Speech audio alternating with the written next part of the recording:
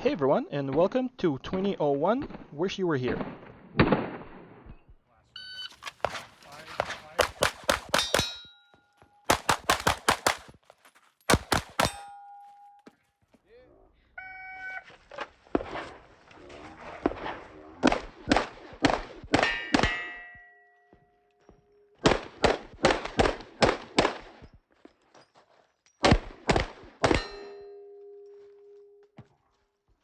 Okay, before we dive deeper, let's discuss real quick what is actually my plan for this video. At first, we'll just go over the sequence, what you actually need to do in this classifier without any analysis, basically stage plan.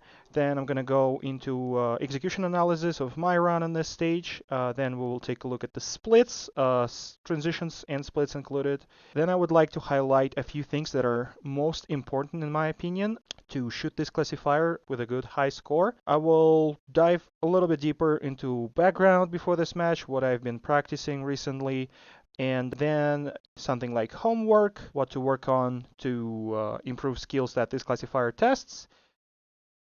Okay, so first of all, sequence. Draw and run to the left. This way you don't have a static draw to waste time on. Then you run to the lean on the left side. If you're righty, you can do it the same way if you're lefty on the right side. Cross step ahead and then reverse lean arrest. So basically what happens here is you finish the run, you kind of go into reverse lean, swing with your trailing foot, and go into the upright position to arrest the remaining inertia, the motion. After that, in the lean position, my plan is basically to execute a double on the paper and transition to steel, use preloaded leg exit. After that, we need to aim through the wall, pre-aim to the target because it's not available yet. While moving to the availability, shoot right target, then middle, then left. This is so-called drive-by Blake. After that, all we need to do is just run to the final shooting position and execute the same thing that we've done on the left, but mirrored. Okay, now let's take a look at my execution. I'm reacting to the start of the beep and not end of the beep, which is good. Then you can see that my shooting platform is already extended even before the targets are available. Again, this is good. I'm pre-aiming through the wall. Then running to the lean, my right foot kind of executes the cross step here. The center of gravity is behind. Trailing foot is swinging and capturing the inertia. This is good. Remaining inertia is captured by changing reverse lean into upright and then slight left lean. Pretty smooth stop, comfortable position, wide stance. That's good. So result is the good draw time, I mean first shot, and set up for the exit.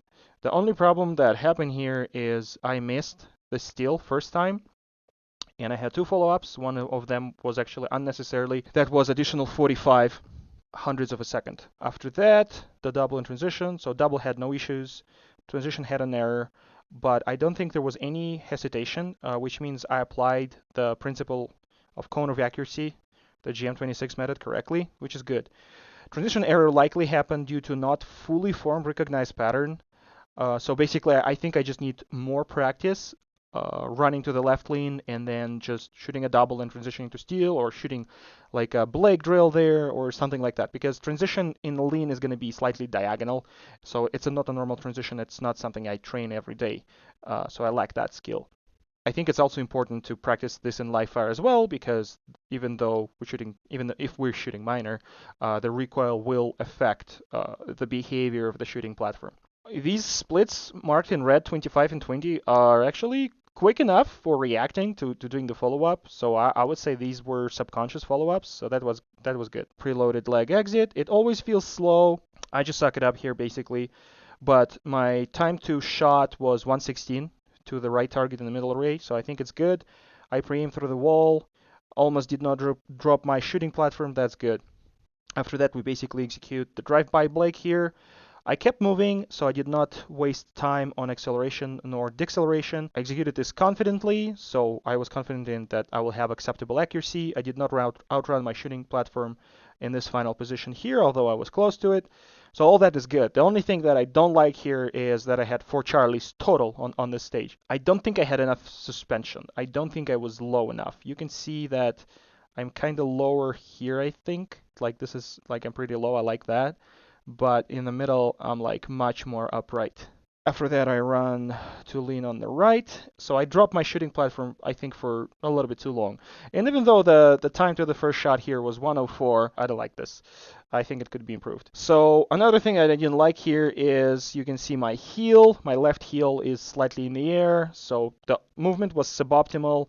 I kind of had also a mini side hop here, even close to the ground, but still. Fortunately, all this suboptimal movement here did not result in any penalties. I did not have to return to the shooting area after falling out of it.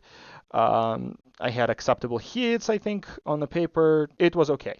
So I think the problem with right lean running into it, because this is completely lateral movement, while on the left lean, I was moving slightly diagonally, and it's always easier to move slightly diagonally. So I just think I need more dry fire. So this is like running to this lean and not hopping and just being stable and not falling out of position is 100% dry fire skill. The left lean transition error kind of needs live fire. And yeah, I did not have any issues with the steel here, even though I had the same exact transition, 27. So it's either because right lean is easier for me, or because I learned the pattern while doing it on the left lean. My subconscious learned the pattern and optimized the neural pathway, or I simply was lucky and doing exactly the same thing resulted in no mics and no follow-ups. Okay, now if we take a look at the splits here, what I can do is like compare the left, right, middle array, splits and transitions, and getting insight into what my mindset was on the stage and if I have any skill irregularities. So the both transitions on steel were 27. One resulted in the mic and two follow-ups, again, as I said. But my subconscious just called it as like questionable hit, and I just followed up again. I think this is actually great. So I think I'm learning doing this. So because I was using this cone of accuracy approach that I talked about a little bit. Basically, the cone of accuracy is I believe that no matter how fast I shoot, it will result in acceptable accuracy. And because of that, the error in the left transition did not really affect my run. And I executed exactly the same on the left and the right sides of the stage. And by same, I mean I sent the same input signal to the skill neural pathway / network. I think that the input was identical, but there was a different result. So I either learned, or I was lucky, or because right lean is basically easier for me. Now, if we take a look at the center, the second line here in the video, my splits in the middle array were 19, 17, and 18. These are like basically my trigger speed splits. They're very similar, but the quickest split was on the partial target in the middle. I actually don't think that this was like a result of recklessness or too much confidence in my approach, but I think it's rather because an additional contrast that the no-shoot provided. So basically my subconscious was able to call the vertical part of the shot quicker to realize that the dot is within acceptable margin. So unlike middle papers, left and right had splits 22 and 23. They're the same compared to each other, but they are noticeably slower than the middle array. I think it's because of the diagonal nature of movement in the lane, and because of that, increased load on the processing platform. I don't think that that angle would really change, like gravity vector versus recoil vector, and actually like change anything physically, but my ability to process what's going on, because it's diagonal now, is compromised. So because of that, slower split. Okay, transitions on paper. So 21 on both transitions between paper targets in the middle.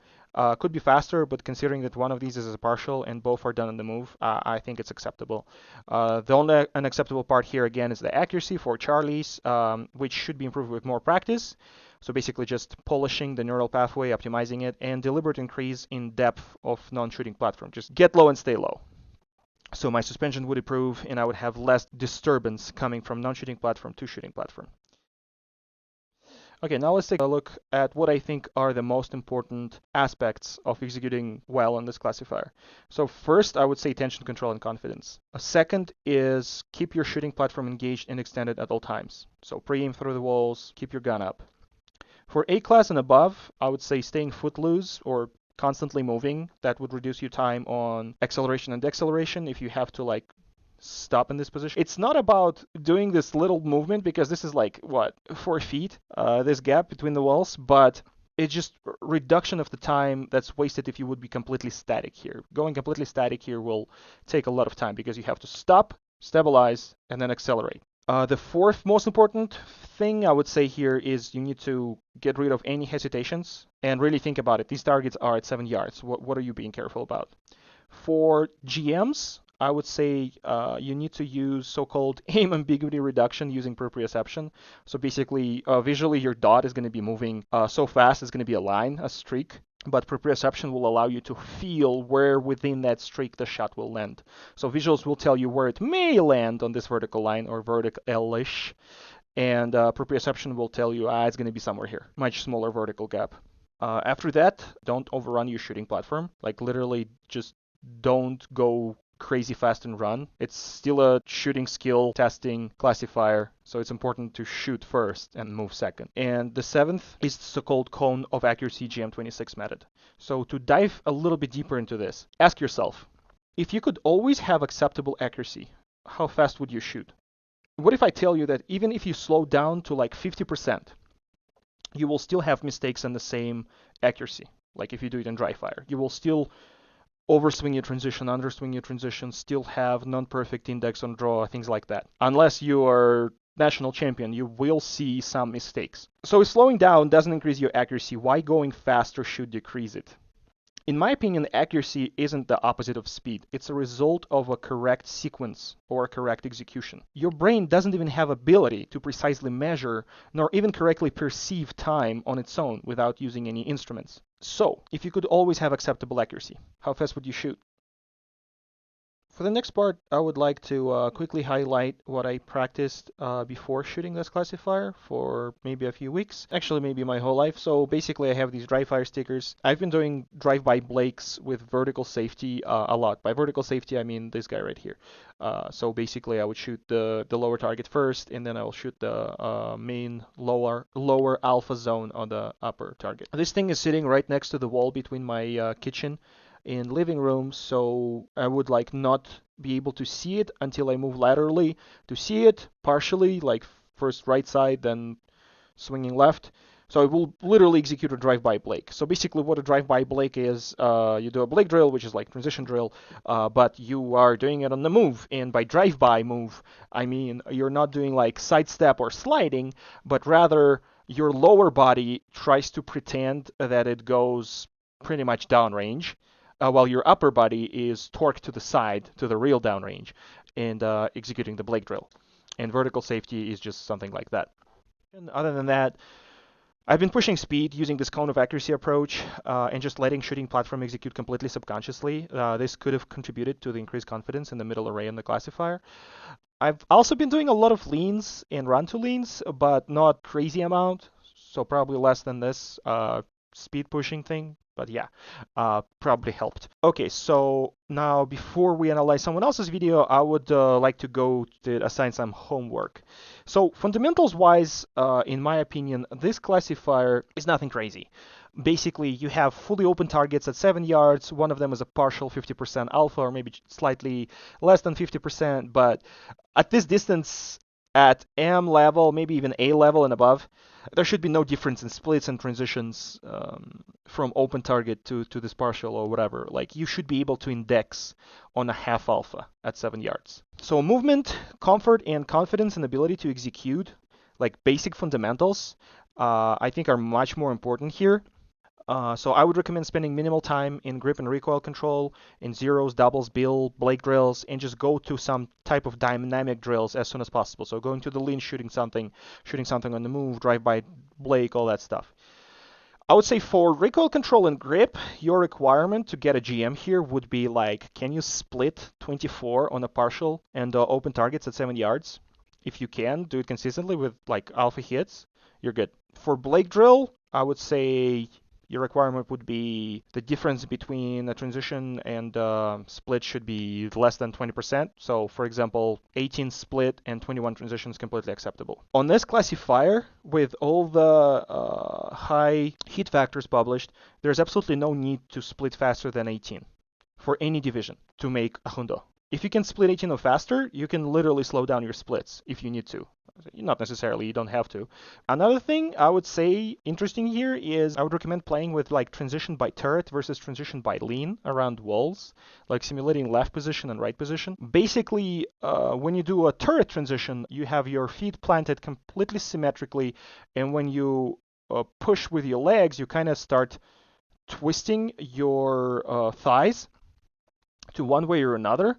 But when you do a lean transition, you start on the lean and then you just put pressure to your back leg, to like your non-leaning leg, and don't actually try to do the turret. Don't really do the transition normal way. Just look at where your dot or where your sights move when you change the lean angle, and you will see it moves quite a lot. You can literally transition from steel to paper by doing nothing here other than reducing your lean. Like let's say you go into the deep lean first, you shoot the steel, then you just need to start going a soft exit and your gun is just going to end up on the paper target. Same thing goes for the deja vu and deja vu all over again classifiers.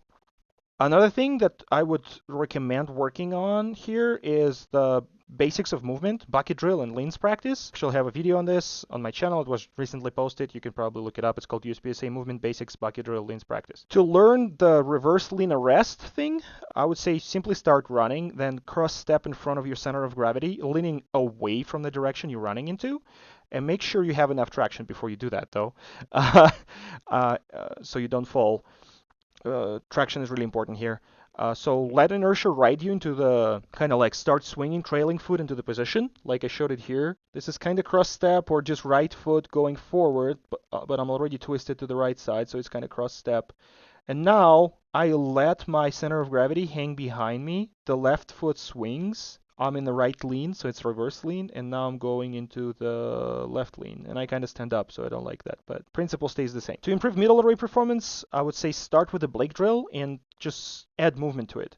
Drive-by Blake is moving one way in crane steps while your upper body is twisted 90 degrees and executing a Blake drill. And vertical safety, I already covered it. And it's basically when you have some type of vertical transition plus limiting factor, so a partial, using a no-shoot, a hard cover, different target, doesn't really matter. All that matters is while you're stepping, you will have this vertical bounce effect, and you just need to control it. Yeah, I think that's it for analysis on my run. Let's go take a look at someone else's video. To begin with, Ben is really serious about this classifier, so tension control is not there. And what tension control is mindset, and it's a it's a subtle art of not giving a fuck. That's what tension control is. I can tell that because of how long he took to make ready and to like focus. If you're confident, you would not increase your make ready. First thing that we see here that definitely can be improved and shave a lot of time is that the shooting platform at this position should be already up. You literally need to execute a fast draw, like a snap draw, while running, which is a skill of its own. But that will allow you to start engaging the target as fast as possible. So at this point, the target I think is almost available, or if the lean would be there, the target would be available. But he still needs to extend his shooting platform, acquire the sights, and it just takes a while. This looks good, but now again, he drops the shooting platform, and there's hesitation here. So he, I think, forgot what he needs to look at. And the answer to this is you need to look at the target. On this classifier, you can feel where you move, and you need to program your stage plan by doing the walkthrough, by looking only at the targets, visualizing the alpha zone, visualizing the dot being in the alpha zone, visualizing the dot being parked in the alpha zone while the target is being engaged, visualizing 2 hits in the alpha, and then moving away to the next target without looking at your feet, without looking at the place where your feet needs to go. The movement needs to be completely subconscious. So there's hesitation here. He looks to the place where he wants to go, then he looks at the target. Now he had probably looked at one target and another, and a lot of time is wasted by being completely static in the middle array. So now his tension control is like gone completely because in his mind he's thinking, I need to go faster, I already screwed something up. Again, he's looking where he needs to go. You should not do that at A class and above. Again, shooting platform is collapsed. and needs to be extended when the target is already available. And there's also some little mishap with how feet are being positioned. The stance is not very wide and the lean is a little bit awkward. Improving these things and just being more relaxed, more footloose, staying agile, staying flexible, being like fluid can help a lot. And tension control is at the core of all of that, because if you have mental tension, you will have physical tension, you will have overloaded processing platform, you will execute incorrect sequence. That just snowballs all these issues. I didn't record anyone else. I hope this helps. Thanks for watching.